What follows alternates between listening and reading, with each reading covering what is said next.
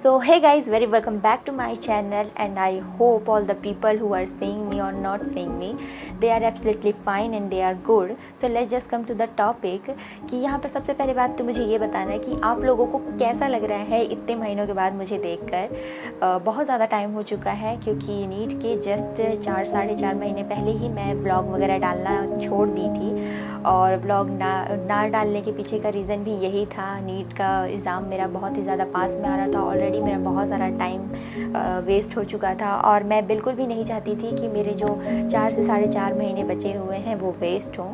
तो इसी वजह से मैं व्लॉग वगैरह करना उस टाइम पे छोड़ दी थी क्योंकि इसके पीछे भी बहुत सारी चीज़ें रही हैं। मुझे जहाँ तक याद है कि बिल्कुल ज़ीरो लेवल पर जब मैं अपना यूट्यूब स्टार्ट की थी, शायद से मेरे पास एक ट्राइपॉड भी नहीं था।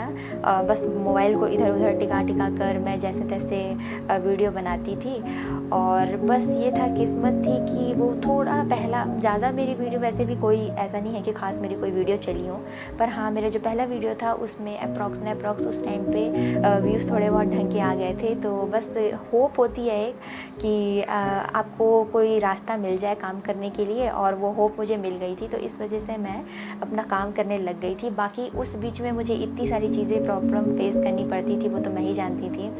और फाइनली मैं यहाँ पर अपना नीट 2024 का स्कोर शेयर करने के लिए आई हूँ। साथ ही साथ मैं अपना जर्नी का भी बता रही हूँ कि क्या क्या चीज़ें थी, कि कैसे कैसे मैं फ़ेस करती थी। नेट की बात रही, जब मुझे नेट में अपना वीडियो अपलोड करना रहता था, अप्रॉक्स मेरे पास 3 GB डाटा पर डे का आता था और मुझे उसमें पढ़ना भी होता था। और अगर मैं ब्लॉग वगैरह बनाती तो मुझे उसमें वीडियो अपलोड करना, सारी चीज़ें करना, वो सारा मेरा उसी में होता था। शुरू में तो मेरे पास मोबाइल तक भी नहीं था। मेरा एक ही पर्सनल मोबाइल था जिससे मैं खुद पढ़ती थी जब मैं ब्लॉग वगैरह नहीं करती थी। पर जब मुझे ब्लॉग करना था तब उसी टाइम पे ये था कि मुझे अपनी मम्मी का फ़ोन वगैरह लेना पड़ता था और मम्मी को भी बहुत ज़्यादा डिस्टर्ब करती थी शुरू में। फिर धीरे करके मैं जैसे तैसे न जुगाड़ करके एक टैब ली।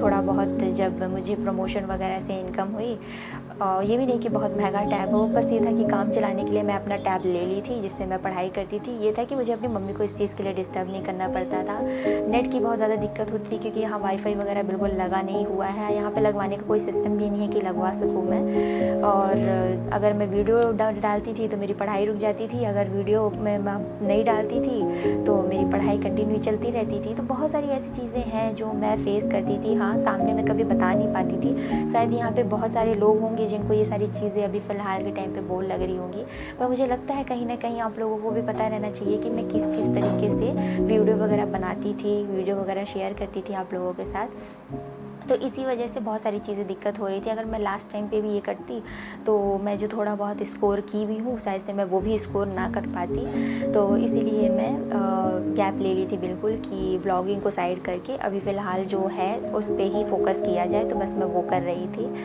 और रही बात मेरी नीट 2024 की स्कोर की बात की, तो एनटीए की तरफ से इतना बड़ा स्कैम हुआ। जो थोड़ा बहुत बच्चों को उम्मीद थी कि उनको कुछ कॉलेजेस वगैरह मिल सकते हैं, वो भी उम्मीद बिल्कुल चकनाचूर हो चुकी है।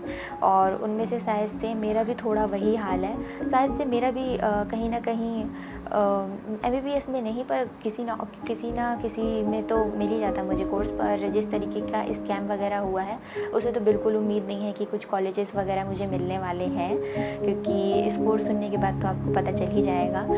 तो बस यही सारी चीज़ें हैं जो मैं बहुत ज़्यादा फेस की है। एनटीए की तरफ से बिल्कुल उम्मीद नहीं था कि इतना गंदा ये होगा। जब चीटिंग का पता चला था उस टाइम पे तो नहीं पता था कि इतना ज़्यादा कट ऑफ का स्कोर बढ़ जाएगा, पर अब जाके पता चल रहा है जब नीट का रिज़ल्ट निकल गया। ऑलरेडी 10 दिन पहले नीट का रिज़ल्ट निकल गया था अपने डेट के हिसाब से।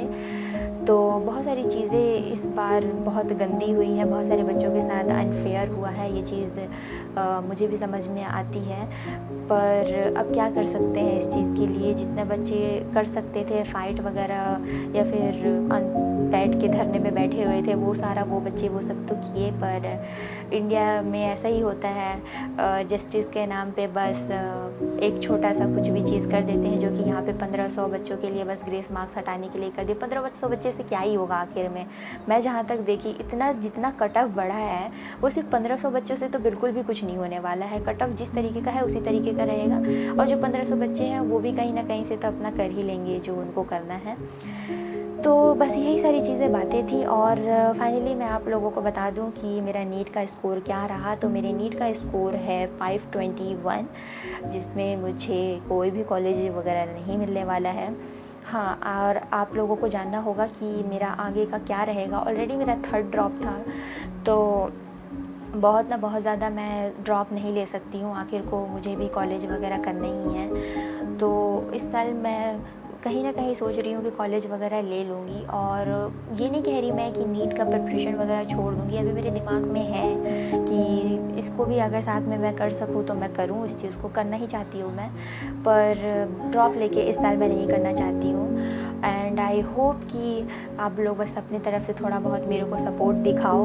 और मेरे जो लोग हैं पुराने, वो तो मुझे सपोर्ट दिखाते ही हैं जितना उन लोग से बनता है। बस मैं आने वाले लोगों से यही कहूँगी कि मेरी थोड़ी सी मेहनत का थोड़ा सा फल तो मुझे दे ही दो, जिससे मुझे भी लगे कि हाँ भाई, मेरी मेहनत का कुछ मुझे फ़ायदा हो रहा है। और बस यही सारी चीज़ें हैं। और नीट का स्कोर आप लोग तो बिल्कुल जान ही चुके हैं कि कैसा मेरा स्कोर रहा है। हाँ, डिसअपॉइंटेड स्कोर है, मेरे लिए भी बहुत डिसअपॉइंटेड था, मेरे घर वालों के लिए बहुत डिसअपॉइंटेड था। इसीलिए मैं शायद से कैमरा फेस भी नहीं कर पा रही थी, और मुझे वीडियो बनाने में थोड़ा सा अजीब भी लग रहा था, क्योंकि मैं इतना ज़्यादा प्रोफेशनल नहीं हूँ ना, मैं इतनी ज़्यादा मोटिवेशनल हूँ कि मैं लोगों को मोटिवेट कर पाऊँ। पहले मुझे खुद को मोटिवेट होना पड़ेगा, तभी तो मैं दूसरों को भी मोटिवेट कर सकती हूँ इस चीज़ के लिए। तो बस यही सारी चीज़ें हैं, और आगे जो भी मेरी जर्नी रहेगी मैं आप लोगों के साथ बिल्कुल ही शेयर करूँगी। बस आप लोग मेरे साथ बने रहिए, और उम्मीद है जितने भी लोगों का ये साल बेकार रहा हो, वो उनका आने वाला साल ज़रूर से ज़रूर अच्छा रहे।